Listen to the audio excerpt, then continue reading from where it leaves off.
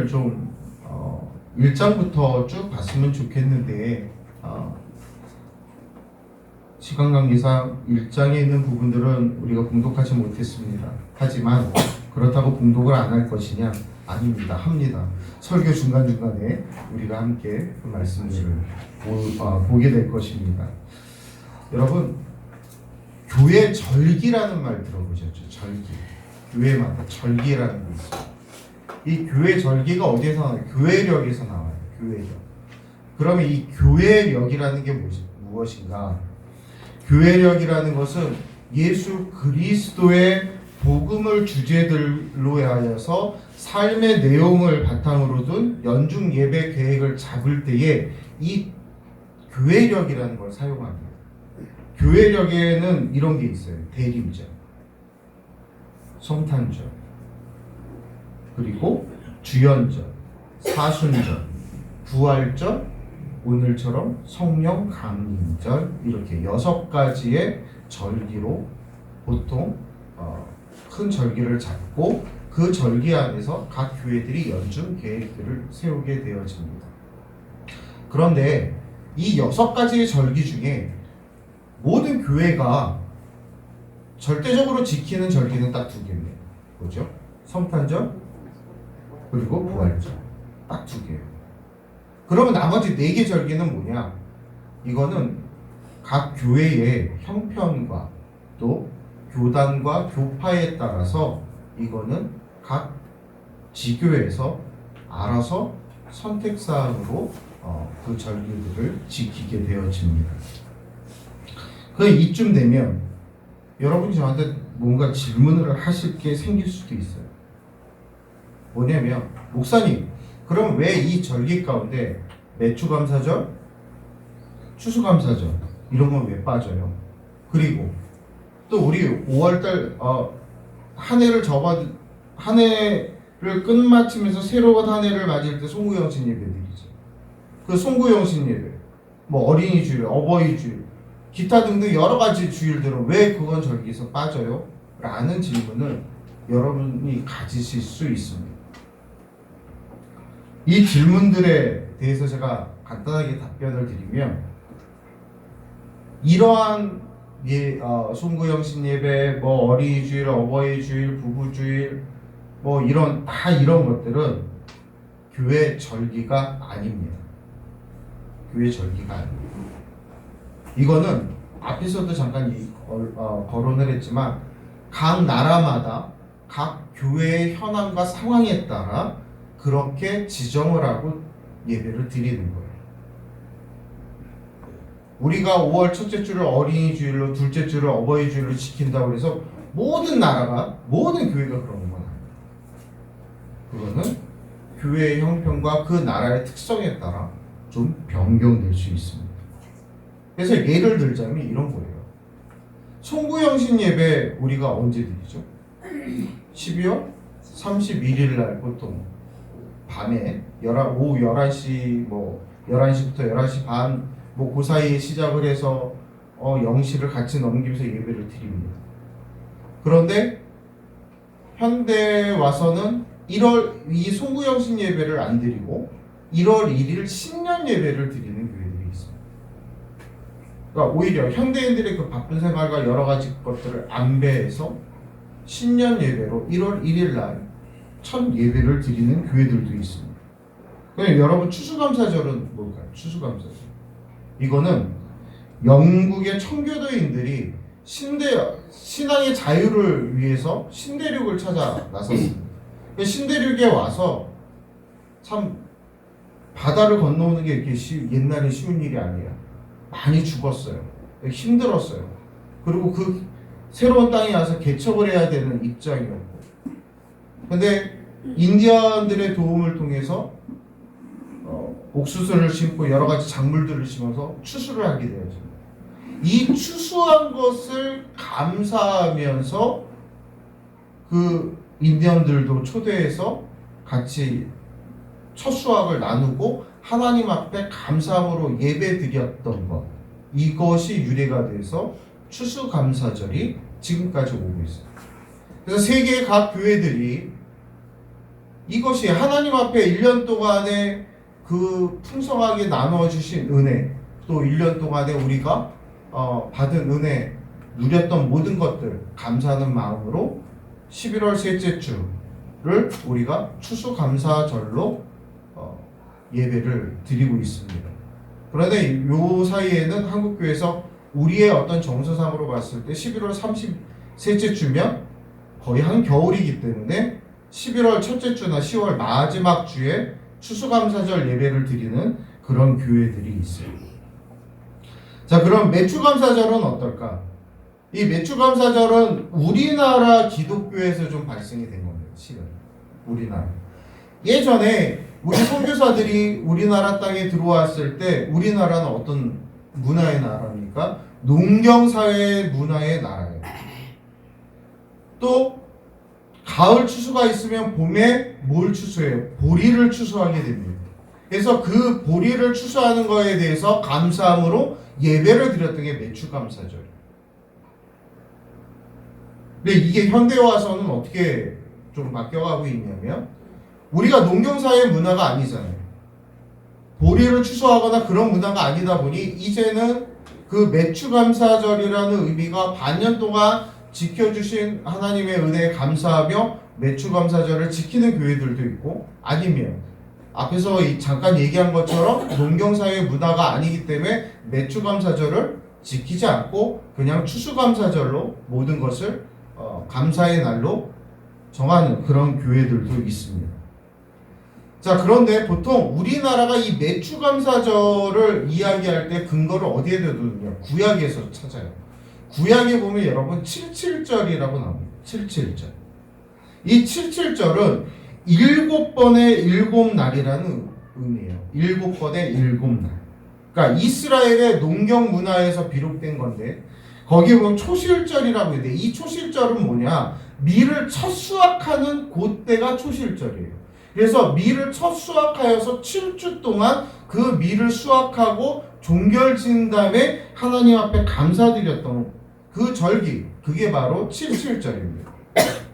자, 그러면 이게 구약의 77절이 그대로 멈춰져 있느냐? 아닙니다. 신약에 오면 신약 시대에 와서는 조금 바뀌어요. 이 77절이 우리가 이야기하는 흔히 오순절을 77절이라고 합니다. 오순절. 여러분, 오순절이 무슨 날이죠? 오순절? 예수님이 부활하시고 50일이 지난 날, 50일째 되는 날, 그 날을 오순절이라고 했습니다.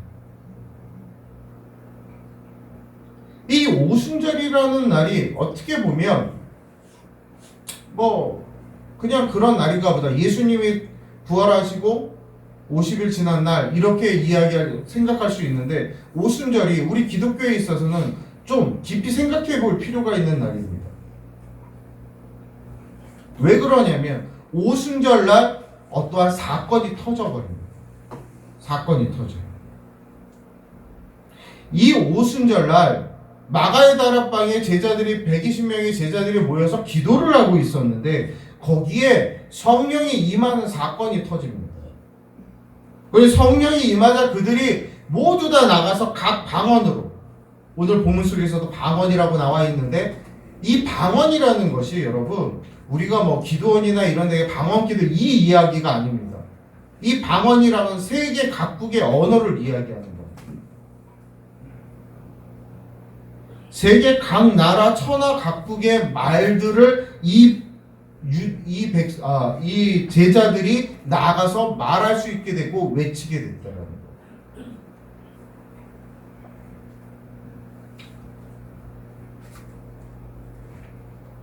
이러한 성령의 놀라운 임재의 역사가 일어나면서부터 바로 교회가 시작되기 시작한 겁니다.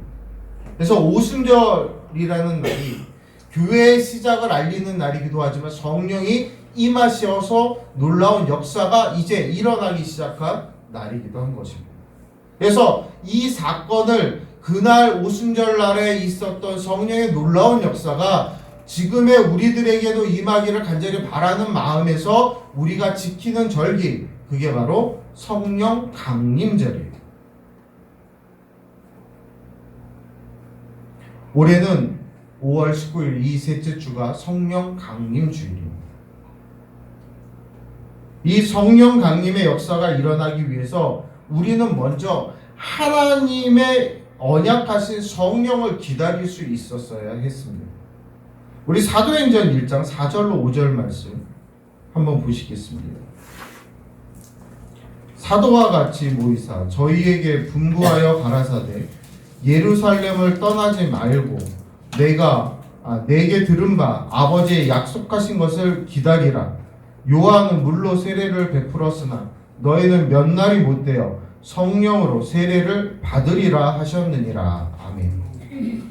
여러분 여기서 보면 4절에 아버지의 약속이라는 말이 나옵니다. 아버지의 약속하신 것. 이게 도대체 뭘까? 아버지의 약속하신 것.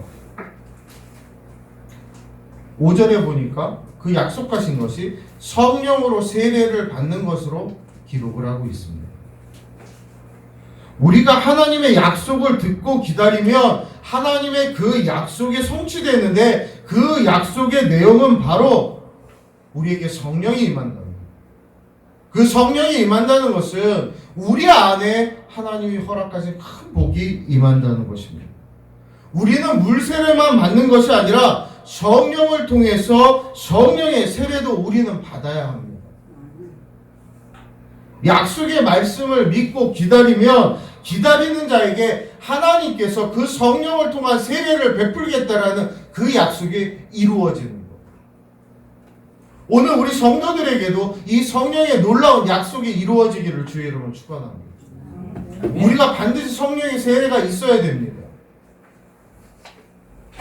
어떤 신비하고 어떤 놀라운 능력을 나타내기 위한 성령의 세례가 아니라 성령 하나님의 충만한 세례가 우리 가운데 임할 때에 우리의 삶이 변화되고 우리의 모습이, 우리의 언어가, 우리의 행동과 생각, 그 모든 것들이 하나님의 자녀다운 예수 그리스도의 제자다운 모습으로 변화되어져 갈 수 있는 것입니다. 그래서 우리는 늘 기도하며 기다릴 수 있어요. 다윗도 시편 40편 1절에서 이렇게 고백합니다. 내가 여호와를 기다리고 기다렸더니 귀를 기울이사 나의 부르짖음을 들으셨도다. 아멘. 기다리고 기다렸더니 여호와가 나의 부르짖음에 응답하셨다는 거예요. 이처럼 기다리는 것도 우리의 복이고 은혜인 줄로 믿습니다. 아멘. 오늘날 많은 사람들이 참 기다리지 못해요. 저부터도 그래요. 저부터도 성격이 되게 급한데 근데 가만히 생각해보면 이 급한 성격 때문에 문제가 일어날 때들이 있어요.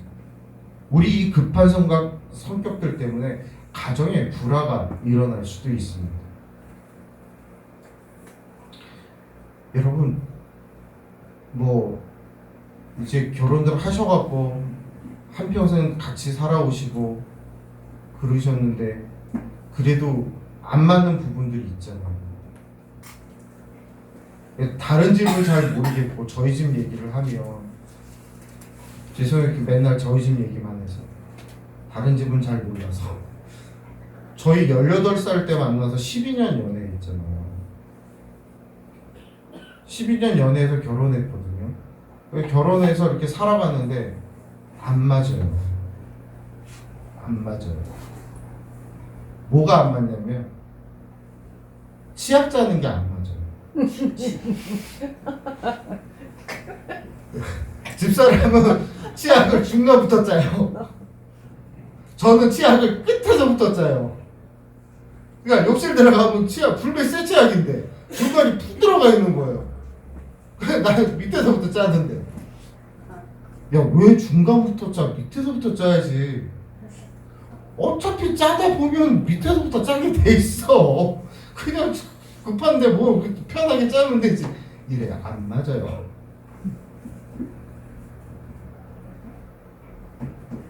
그런데 성격이 급한 사람 같으면 어떻게 했어?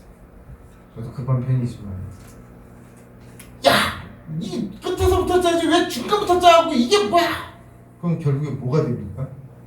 부부싸움 되는 거야. 가정의 불화는 결국에 이 가정의 불화로 끝나면 괜찮은데 이것이 사회의 불화가 되고 이것이 결국에 나라의 불화가 돼요. 그래서 사랑하는 성도 여러분, 기다리는 그런 은혜가 그러한 복이 여러분께 임하기를 주의 이름으로 축원합니다. 아멘. 여러분, 인내하는 자가 하나님이 주시는 복과 은총을 받을 수 있어요. 하나님의 약속과 하나님이 주시는 복은 기대하고 기대하는 자, 갈망하는 자에게 주어지는 거예요. 기다리며 갈망해야 돼요. 바라다 보셔야 돼요. 아유, 이 나이에 뭘 이제 다 됐지 뭐, 이제 끝이지 뭐, 이런 생각 절대 하지 마세요. 주님 부르시는 그날까지 하나님이 주신 나의 그 소명, 나의 사명, 나에게 주실 그 성령의 충만함 이루어질 줄로 믿고 바라다고 기다리는, 기대하는, 소망을 갖는 우리 성도들이 되시기를 주의 이름으로 축원합니다. 아멘. 그럴 때에 오늘 성경에 약속하신 그 성령이 우리에게 임하고 임할 때에 우리 삶에 귀한 은혜와 복이 넘칠 줄로 믿습니다. 아멘. 두 번째로 마음을 같이 해서 오늘 성도들이 기도해야 돼요. 오늘 사도행전 1장 12절로 14절 말씀을 보시면 우리 함께 봉독할까요? 제자들이 감람원이라 하는 산으로부터 예루살렘에 돌아오니 이 산은 예루살렘에서 가까워 안식일에 가기에 알맞은 길이라. 들어가 저희 유하는 다락에 올라가니 베드로, 요한, 야고보, 안드레와 빌립, 도마와 바돌로메, 마테와 및 알페오의 아들 야고보, 셀루신 시몬, 야고보의 아들 유다가 다 거기 있어 여자들과 예수의 모친 마리아와 예수의 아들로 더불어 마음을 같이하여 전혀 기도에 힘쓰니라. 아멘. 여기 이제 우리 지금 가지고 있는 성경은 개역 한글판인데 여기는 전혀 기도에 힘쓰니라 이렇게 되어 있는데 개정 개역판에 보면 이렇게 되어 있어요. 오로지 기도에 힘쓰니라. 오로지 기도에 힘쓰니라. 모든 사람이 모여서 함께 기도하는 일에 힘썼다는 거예요. 또 본문 속에 더불어 마음을 같이하여 그랬습니다. 한 마음으로 같이 기도하는 거예요. 마가의 다락방에 모여있는 이 120명이 모여서 각자의 마음이 아니라 한 마음으로 보혜사 성령 하나님께서 약속하신 예수님께서 부활 승천하시면서 그들에게 약속하신 그 보혜사 성령을 기다리며 이 120명이 한 마음으로 기도했다. 이게 중요해요. 여러분, 우리가 매주 주보에 환우들을 위해서 같이 기도합시다 라고 하는 이야기는 뭐예요? 한 마음으로 우리가 기도할 때에 하나님의 놀라운 역사가 일어날 줄로 믿습니다. 아멘. 한 마음으로 기도해요. 아이, 나는 저 양반이랑 별로 안 친해. 그냥 알아서 낫겠지 뭐. 에이, 난 저분이랑 뭐 별로 그런 관계도 없는데 뭐 다른 분들이 기도해 주시겠지. 그냥 지나가는 말로 그냥 하나님 그냥 우리 성도니까 낫게 해주세요. 여러분, 이런 마음 갖지 마시고 우리 교회 안에 한 식구로서 한 가족으로서 한 마음으로 기도해 주시기 바랍니다. 아멘. 그래야 놀라운 기적이 일어나요. 그 기적 속에 하나님의 사랑이 배어 있어요. 예수 그리스도의 놀라운 은혜가 그 안에 있습니다. 우리는 하나님 앞에 예배 드릴 때도 이렇게 예배 드릴 때도 한 마음으로 예배 드려야 돼요. 한 마음. 기도할 때도 한 마음으로 열심히 기도해야 되지만 찬송할 때도 한 마음으로 열심히 기도해야 되고 우리가 말씀을 들을 때도 그 말씀 속에서 나에게 들려주실 하나님의 은혜를 하나님의 음성을 기대하며 한 마음으로 드려요.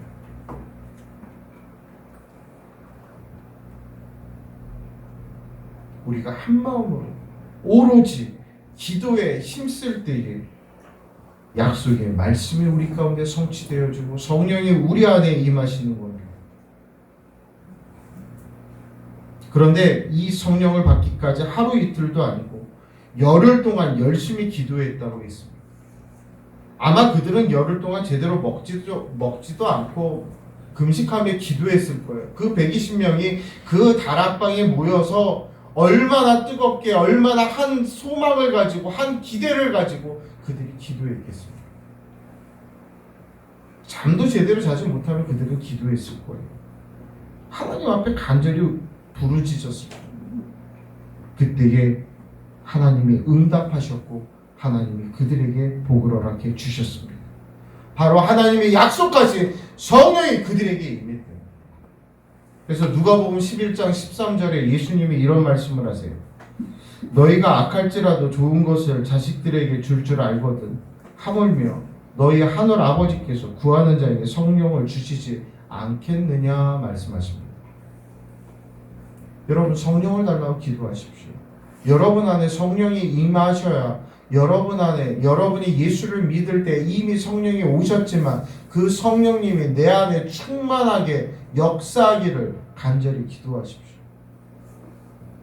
그 성령의 충만함이, 역사하심이 있어야 나의 삶이 진정으로 바뀌는 거고, 나의 삶이 진정으로 바뀌는 그 순간에 하나님의 은혜가 나에게 임하는 것입니다. 그리고 변화가 일어납니다. 그 은혜가 없으면 결코 변하지 않습니다. 성령 충만함이 없으면 우리는 변할 수가 없습니다. 여러분, 성령이 우리 안에 충만하게 임재하지 않으면 우리는 날마다 무엇을 먹을까, 무엇을 마실까, 무엇을 입을까 걱정과 근심과 고뇌 속에 살아갈 수밖에 없습니다. 그러한 삶을 살다 보면 우리가 그의 나라와 그의 의를 구할 수 있는 그러한 모습은 없는 거예요. 성령의 충만함을 통해 내가 은혜 받고 내가 충만한 삶을 살아갈 때에 성령께서 나의 삶을 책임지시고 나의 모든 것을 인도해 가신담을 내가 믿고 의지할 때에 그의 나라와 그의 의를 온전히 강구하는 우리의 삶이 되어질 수 있는 것입니다. 그러므로 사랑하는 성도 여러분 모두에게 성령 강림의 역사가 속히 일어나기를 소원합니다. 여러분, 우리가 어떻게 하면 그 성령 강림이 일어나겠습니까? 우리는 회개해야 돼요. 회개하며 기도해야 됩니다. 그리고 하나님의 말씀 앞에 전적으로 무릎 꿇고 그 말씀이 내 삶 속에서 이루어지기를 소망해야 돼요. 여러분, 우리에게 주어진 이 성경 말씀이 우리에게 없으면 우리에게 주어지는 그 성령의 놀라운 역사들을 경험할 수 없어요. 말씀 없이 성령이 나에게 임하여서 놀라운 은혜가 임했다. 그때는 의심해 봐야 돼요. 뭘 의심해야 돼요? 사단이 나를 유혹하기 위해 그러한 능력을 줬을 수도 있어요. 마지막 때가 되면 유혹하는 영이 하나님 못지않은 능력과 하나님 못지않은 힘으로 우리를 유혹할 수 있다고요. 그럼 우리가 그걸 뭘로 구별할 수 있어요? 우리에게 주어진 이 말씀으로밖에 구분하지 못한다는 거예요. 그래서 제발 혹여나 우리 성도들 중에 그런 분 없기를 바랍니다. 아이고, 어디 가면 예언 기도해주는 목사님 계셔. 어디 가면 해주는 누구 어떤 전도사님 계셔. 부탁입니다. 따라다니지 마십시오. 예언기도 제가 해드릴게요. 하나님, 여름에는 물가에 조심할 수 있도록 도와주시고, 청둥번개 칠 때는 밖에 나가서 청둥번개 맞지 않도록 꼭 조심할 수 있도록 우리 성도로 보여주시고, 여러분, 여름에 물가 가면 위험한 거 다 뻔한 거 아니에요. 잘못하면 그들이 예수의 이름으로 전장의 노릇을 하고 있는 거예요. 무당의 역할을 하고 있는 거예요. 분별하시기 바랍니다. 말씀으로 분별해야 돼요. 말씀이 없으면 그러한 유혹에 우리는 쉽게 넘어갈 수밖에 없습니다.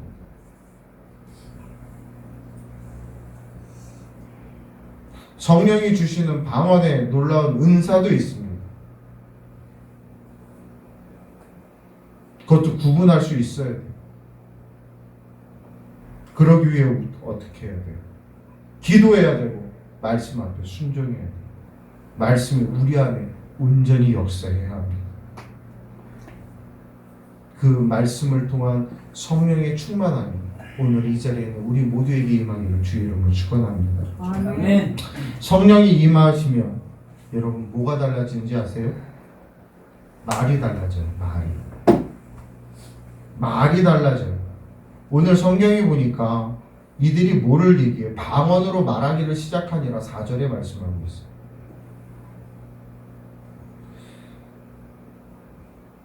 여기서 방언이라는 것은 세계 각국의 언어라고 말씀을 드렸습니다. 은사론에서 얘기하는 그런 방언이 아니라 세계 각국의 언어를 이야기하는 거예요. 이 오순절 이때에 세계 각국에 있던 신실한 유대인들이 예루살렘 성전으로 예배를 드리기 위해서 모여들었단 말이에요. 유월절을 지키고 또 여러 가지 절기들을 지키기 위해 모여들었을 때 이방에서 오래 살다 보면 어떻게 돼요? 벌써 우리나라 말을 잊어버려요. 자기네 말을 잊어버려요. 그럼 그들에게 복음을 증거해야 되는데 성령께서 어떠한 역사를 일으켜요? 그 지역의 말들을 할 수 있도록, 배우지 않았는데 그 말을 할 수 있도록 놀라운 성령의 역사가 일어났다는 겁니다.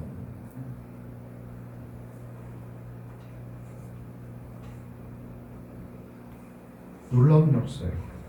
그래서 그들이 입을 열어 이야기할 때에 자기네 나라 말로 들리는 거예요. 자기의 사는 지역의 말로 들리는 거예요. 그러니 얼마나 이해가 잘 되겠습니까? 얼마나 그 복음이 그들의 가슴을 찢고 들어가겠습니까? 이 말이 변할 뿐만 아니라 또 뭐가 변했느냐? 힘과 용기가 생겨요. 어떤 힘과 용기가 생겼냐면 당당하게 나가 그들이 외칠 수 있는 그런 힘이 생겼어요. 예수를 따라다니는 예수의 제자라면 어찌 보면 숨어 살아야 돼요. 예수를 십자가에 못 박았으니까 자기들도 오인받을 수 있어요. 죽을 수 있어요. 그런데 이들은 뛰쳐나가 성령이 임하니까 뛰쳐나가 외쳤어요.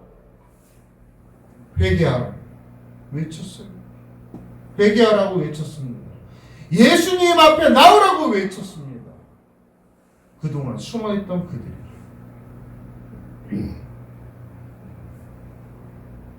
구약의 요엘 선지자는 요엘서 2장 28절로 29절에 이렇게 얘기합니다. 그 후에 내가 내 영을 내게 부어주리니 너희 자녀들이 장래일을 말할 것이며 너희 늙은이는 꿈을 꾸며 너희 젊은이는 이상을 볼 것이며 그때에 내가 또 내 영을 남종과 여종에게 부어줄 것이며. 이거는 요엘 선지자를 통하여 하나님께서 말씀하고 있는 것입니다. 내가 내 영을 만민에게 부어줄 것인데 그 만민에게 부어줄 때 장래일을 말할 겁니다. 늙은이는 꿈을 꾸며 젊은이는 이상을 볼 것이고 그때 또 내 영을 남종과 여종에게 부어줄 것입니다. 말세 하나님께서 성령 충만함을 통하여서 우리에게 능력을 주시고 우리에게 복음을 전파할 수 있는 힘을 주시겠다라고 얘기하고 있습니다. 여러분, 우리 그리스도인들에게 나이는 숫자에 불과합니다. 그냥 숫자일 뿐입니다. 연호하지 마십시오. 하나님께서 나에게 사명을 주셨으며 아무리 많은 나이여도 하나님이 나를 쓰십니다. 내 육신이 불편하여도 하나님이 나를 통해 이루고자 하시는